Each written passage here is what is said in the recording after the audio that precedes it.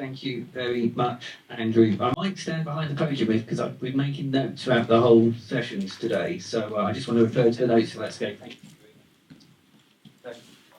Apologies if I look at my phone. I've never done this before, where I've done A, closing remarks, B, 4 o'clock on a Friday, and C, being staring at my phone whilst trying to do the closing remarks because of the notes I've made, so apologies.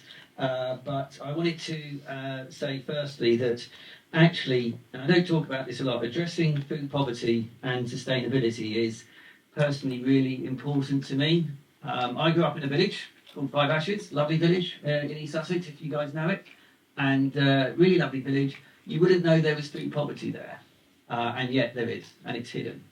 And one of the phrases I always remember from my mum and dad was, "It's going to be a bit of a mixture tonight." Effectively, what's left in the cupboard because we're getting towards the end of the paycheck and we need to find food for the kids and for themselves. And so I know what that's like, and I know how difficult that can be for families up and down, even in places where you think there's affluence. And certainly in Eastbourne, I know, talking to residents, talking to doorstops, talking to community groups, how challenging it can be. I also know, though, on that, how it's so important to learn how to create a meal from a bit of a mixture, and that is really important, which is why I was really pleased to hear some of the work that our neighbourhood is doing, particularly down in Leaf Hall. As is well known, it is well reported that there are more food banks in the UK than there are McDonald's, which is absurd. One of the comments that struck me in one of the earlier panel sessions about businesses is that decent food should not be the preserve of the wealthy. It should be a basic right for all. Yesterday, the government announced that over 150,000 children are currently living in temporary accommodation. That's the equivalent of 5,700 full classrooms across the country. Put into context, I did a quick check on ChatGPT, so I'm sure it's mostly accurate, but there are 130,000 children enrolled in East Sussex. So in terms of the amount of children in temporary accommodation in the UK, it exceeds the number of children school placements in East Sussex. You will know of the work that we are doing in tackling temporary accommodation, not just because of the cost of the authority, but because of the social consequences. And as Fenya, you said, there is a basic lack of cooking facilities available. And I promise you that we will do everything we can to solve this national crisis. Locally, though, I'm incredibly grateful to the work of the Eastbourne Food Partnership and what you guys have done, distributing tens of thousands of pounds of their household support fund over the last few years. This has supported a wide range of local food groups and projects, particularly those providing assistance to those Eastbourne residents experiencing acute food insecurity. My view, my position's always been there's no point doing things just because we've always done it. As Andrew just said, we're working with the Food Partnership on a right to grow motion. And for what it's worth, whilst I probably shouldn't say this too publicly, I'm a huge fan of guerrilla gardening.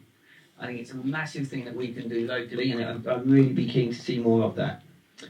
I want to activate our urban spaces and make better use of our green spaces. And we are looking at the recently announced Heritage Fund. That was announced on Tuesday. So it's still very early days, but Councillor Jim Murray will be in touch with you guys very shortly to talk about what big that could look like. I'm sure you're also all aware of the financial pressures of this authority, and I've spoken a lot very openly and candidly about this. And we are currently talking to various groups supporting our parks and gardens. Listening to you and listening to what we could do, particularly with that community growth programme, though we should talk to you, and I'd really encourage you guys to respond to that consultation. Perhaps we could look at those green spaces that we have and talk about how we could give over some of those areas for those community gardening spaces, for right to grow, for sustainable food, and I'd be very happy to have those conversations, particularly at this moment where those pressures are so difficult. I do think we can go further though. And as you may be aware, we are currently due to implement a food waste service in Eastbourne in 2026. I think it's important we reduce food waste, but let's make sure where there is food waste, we make the best use of that.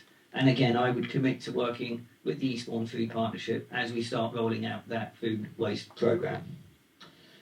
I have certainly learnt a lot today, and clearly there's things that do exist that support, such as the Healthy Start programme and holiday programme, where people might not be aware of, and we need to make sure that they are.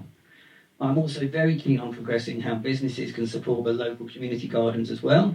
And Andrew Forsey raised the importance of opt-out rather than opt-in, particularly with regards to the dignity of individuals. Because only together, working with you, can we solve this problem. We need to be bold, and maybe that means bringing back the elephant. For those who are here at the first session, you might get the reference. If you weren't, you're just thinking, what's he talking about? But anyway, thank you all so much for attending today. Thank you to the volunteers, the organisers, the team, the community groups for doing so much in our town. I'd like to give you all a round of applause and everybody involved. So thank you all. I hope you have a great weekend when you get to it. Thank you.